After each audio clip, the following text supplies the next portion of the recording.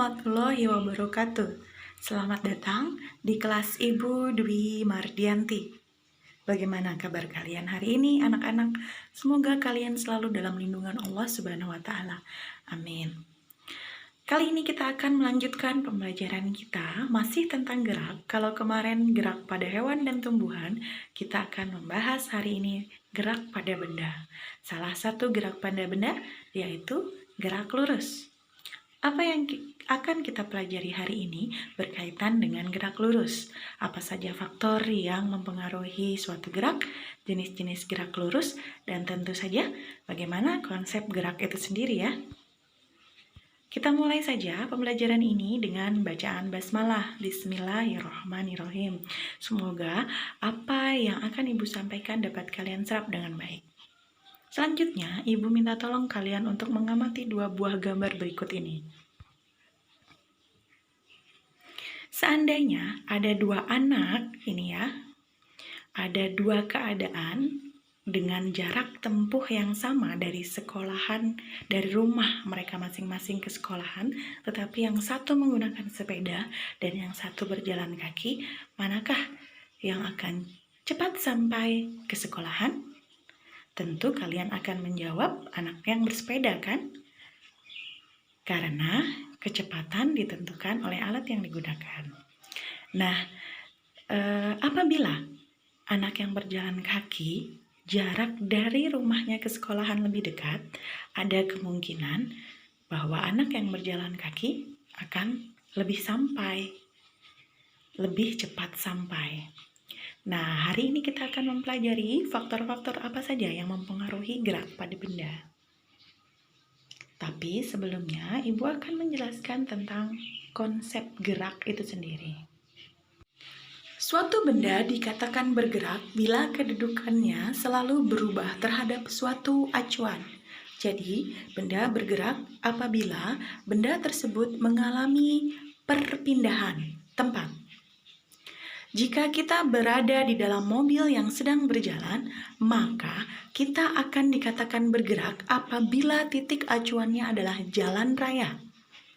Tetapi kita bisa saja dikatakan tidak bergerak atau diam jika titik acuannya adalah supir yang berada di sebelah kita atau orang yang berada di sebelah kita, maka kita dikatakan tidak bergerak.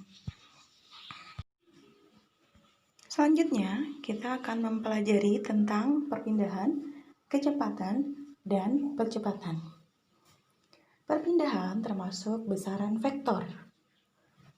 Perpindahan adalah perubahan kedudukan benda dalam selang waktu tertentu tergantung dengan sistem koordinatnya.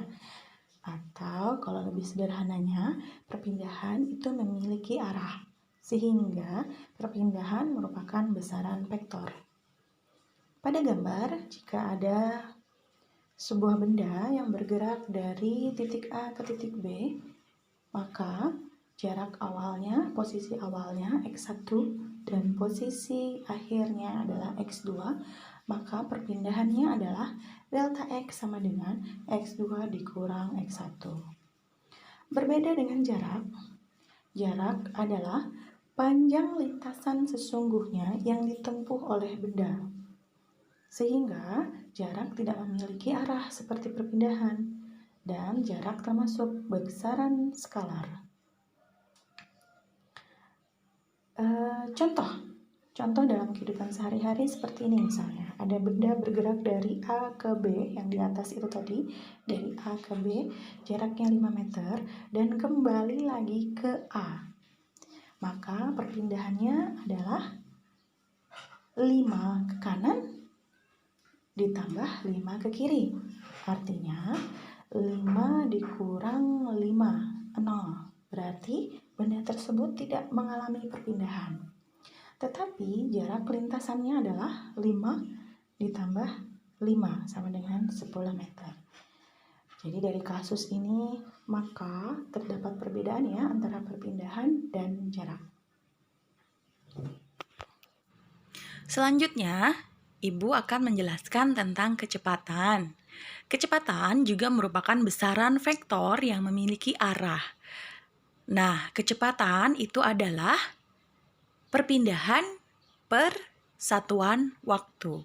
Jadi, kecepatan itu jika benda bergerak memerlukan waktu delta T untuk mengalami perpindahan delta X, maka memiliki kecepatan rata-rata. Kemudian, ada lagi yang namanya kelajuan. Bedanya kalau kecepatan tadi adalah besaran vektor yang memiliki arah, kelajuan tidak memiliki arah.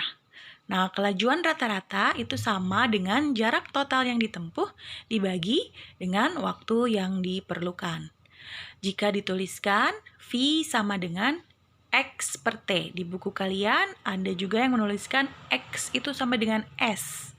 Ya, S atau jarak. Kemudian ada percepatan. Percepatan adalah perubahan kecepatan per satuan waktu. Kemudian jenis gerak lurus dibagi menjadi dua, yaitu gerak lurus beraturan dan gerak lurus berubah beraturan. Ibu akan menjelaskan yang pertama adalah gerak lurus beraturan. Gerak lurus beraturan adalah gerak pada lintasan lurus dengan kecepatan tetap. Kecepatan konstan terlihat pada grafik yang di sebelah kanan ya. Yang di sebelah kiri itu grafik terhadap posisi terhadap waktu. Jadi kalau kecepatan konstan rata sama. Nah, ini di sebelah kiri ada 3 gambar. Yang di sebelah kiri itu adalah grafik hubungan antara jarak dengan waktu. Yang di tengah atau yang kedua itu grafik kecepatan terhadap waktu. Karena kecepatannya tetap GLB, jadi garis lurus seperti itu ya. Nah, sedangkan untuk tiker timer yang mesin ketik itu, maka kalau gerak lurus beraturan rata jaraknya sama, jaraknya tetap. Jarak antara satu titik ke titik lainnya itu sama. Selanjutnya ada gerak lurus berubah beraturan GLBB. GLBB adalah gerak lurus yang percepatannya tidak berubah atau tetap terhadap waktu. Nah, kalau tadi GLB kecepatannya yang tetap, sekarang kalau GLBB percepatannya yang tetap. Di sini ada 3 buah gambar. Grafik yang pertama adalah posisi atau jarak terhadap waktu. Ya, grafik yang di tengah, yang kedua itu grafik hubungan antara percepatan terhadap waktu, berarti A-nya yang tetap ya garis lurus, sedangkan kecepatannya tidak tetap yang pada grafik yang ketiga. Nah, GLBB itu sendiri dibagi menjadi 2 ya anak-anak, ada GLBB diperlambat dan ada GLBB dipercepat. Yang di atas itu diperlambat, kita lihat grafik yang pertama yang di sebelah kiri yang diperlambat, itu turun, jaraknya semakin menurun ya, sama dengan kecepatan. Kalau diperlambat karena semakin lambat berarti kecepatannya menurun. Sedangkan pada tiker timer, apabila kecepatannya diperlambat, maka tiker timer jaraknya akan semakin renggang setiap waktunya. Tetapi berbeda sama tetesan oli ya. Jika tetesan oli, maka titiknya akan semakin rapat. Untuk GLBB dipercepat, grafik yang pertama, jarak terhadap waktu, grafiknya naik, sama kecepatan terhadap waktu naik, tiker timernya semakin rapat. Baik, kita akan melanjutkan untuk contoh soal. Contoh soal yang pertama adalah Valentino Rossi mengendarai sepeda motornya pada lintasan yang lurus ke kanan 1000 meter. Karena pertamak di tangki motornya mau habis, maka ia balik lagi ke SPBU yang jaraknya 400 meter. Seperti yang terlihat pada gambar berikut. Berapakah jarak dan perpindahan yang ditempuh oleh Valentino Rossi? Penyelesaian.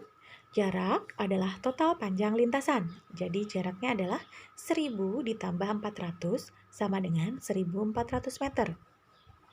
Sedangkan perpindahan adalah kedudukan awal dengan kedudukan akhir.